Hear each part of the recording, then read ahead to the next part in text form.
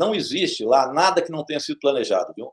Eu acho que no caso da expectativa deles, isso que está nos telefones do Mauro Cid, é que isso se desse com o Bolsonaro ainda no governo. Então, a expectativa deles era que isso acontecesse e que Bolsonaro desse a ordem de ataque ainda no governo. Por isso, a pressa deles. Mas ele não conseguiu os elementos para fazer isso. O dia 12 não teve o respaldo popular que eles esperavam e a bomba falhou. Então, eles não conseguiram criar o caos ainda com o Bolsonaro aqui. Por isso que não foi antes, embora fosse o desejo deles. E o Bolsonaro, então, não tinha respaldo no conjunto das Forças Armadas, no comando das Forças Armadas, de maneira global que ele queria ter. Ele também não tinha o respaldo político, que a justiça seja feita. Até o presidente Lira também o senador Rodrigo Pacheco reconheceram o resultado da eleição no mesmo dia.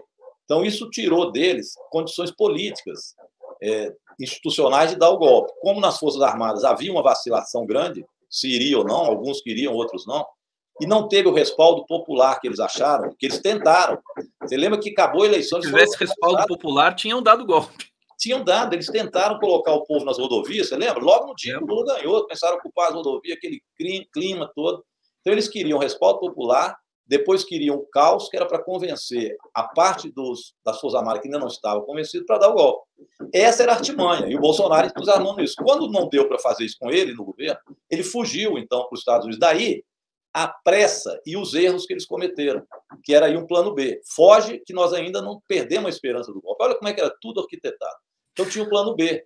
Vamos fugir. Como é que foge? Não tem jeito, eu não tenho vacina, não tenho cartão de vacina. Falsifica, Mauro Cid. Vai lá e falsifica o cartão. Vai ele falsificar o cartão. É um negócio assim, meio amador, mas determinado, né? Aí vai ele falsificar. Olha, é melhor ter dinheiro para isso, que a gente pode ter que ficar lá mais tempo. Pega as joias lá na alfândega. Tem as joias da Michelle, pega as joias dela lá. E sai aquela tropa para lá e de lá continua incentivando a porta dos quartéis. Os generais golpistas deixando que eles ficassem nos quartéis alimentando aquilo. Até que dia 8, então eles fizeram a ida lá rápida, mobilizaram a tropa deles, né, rapidamente.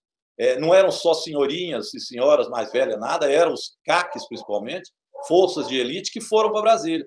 Chegou lá, a Polícia Militar foi também desativada, porque o Anderson Torres deixou tudo para que os generais facilitassem a entrada deles. E aí eles tentaram o golpe dia 8. Quebraram tudo, acharam que isso ia acontecer igual rastilho de pólvora pelos estados, que na porta dos quartéis iam lotar de gente apoiando o golpe que eles estavam dando em Brasília. E como isso falhou, e a atitude do governo do presidente Lula foi firme, não chamou GLO, garantia a lei da ordem, e sim uma intervenção nas forças de Brasília.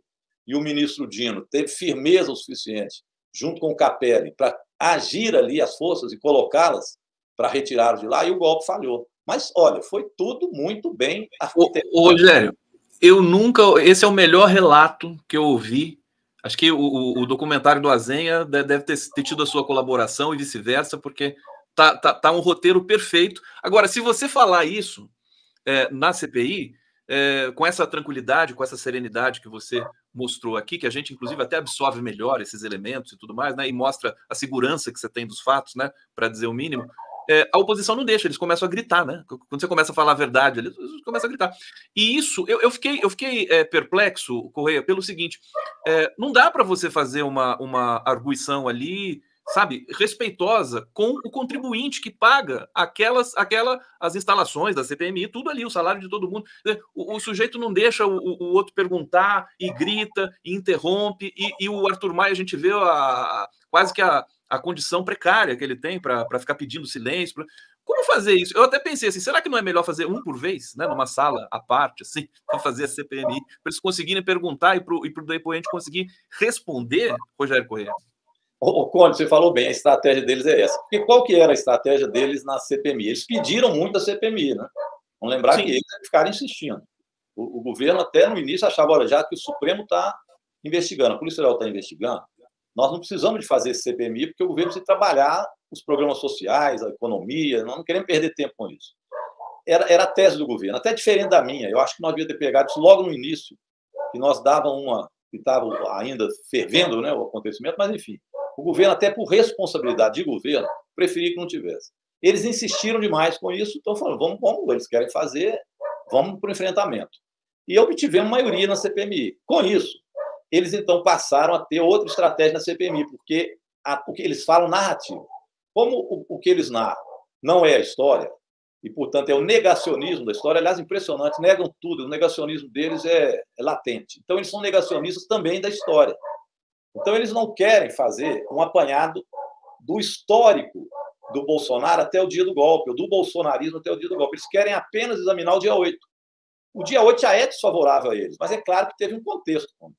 Então, como a narrativa deles é completamente, absolutamente irreal, não histórica, porque, veja bem, dizer que a culpa é do próprio presidente Lula pelo golpe que tentaram dar ao Lula e colocar o Lula como culpado. O Lula tentou tirar o Lula, tentou impedir ele mesmo de assumir a presidência.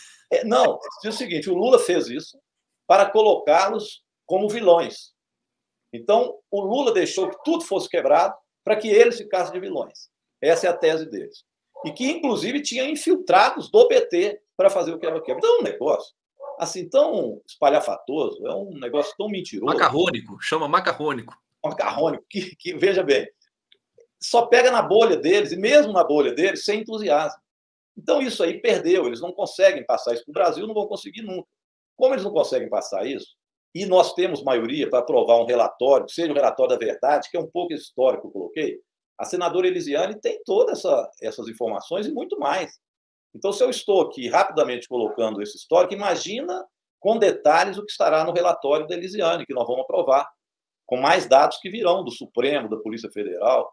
Vai envolver o Bolsonaro ainda mais do que já está envolvido, com provas. Então, eles vendo isso, a única forma que eles têm agora é tentar não deixar a CPMI andar. Então, eles que pediram tanto, viram que deram um tiro no pé, e aí eles precisam arquitetar uma forma da CPMI não andar. E eles estão querendo acabar logo com a CPI, não é? É uma forma deles é gritar. Então, vamos gritar. Grita, e eles têm lá os gritadores oficiais, eles vão lá só para isso. Tem aquele Bruni, né? Abílio, né? Abílio Brunini. Tem o Abílio. Tem o outro que vai lá, quando ele vai, pode saber. Quando as coisas estão ficando esclarecidas, aparece lá o delegado Helderman. Aí a gritaria aumenta. Nossa, Rogério, deixa a revólver e dá tiro. Não fale uma coisa dessa, Rogério, porque esse pessoal, você vê o Eduardo Bolsonaro, né, eles podem ser capazes disso. O cara acabou de fazer um discurso pró-arma contra professores, inclusive vai ser representado também, né? Ele pode ser caçado, né, o Eduardo Bolsonaro. Rogério, eu quero saber o seguinte: semana que vem vai o Anderson Torres, está confirmado? Não, agora nós vamos retomar em 1º de agosto. 1º de agosto, desculpa, que agora tem recesso. O presidente quer que vá agora, para agradar a direita, quer que vá lá o general G. Dias. G. Dias. Eles estão achando que o G. Dias é o responsável. Eu acho que vai ser até bom o G. Dias ir também. Não tem problema ele não. Veja bem, eles querem dizer que o problema todo foi que o G. Dias deixou eles entrarem lá. Mas quem entrou? Quando eles falam isso, o pessoal, mas quem entrou? Foram senhoras idosas. Mas como é que senhoras idosas quebram daquele jeito as coisas? Aquilo foi evidentemente planejado.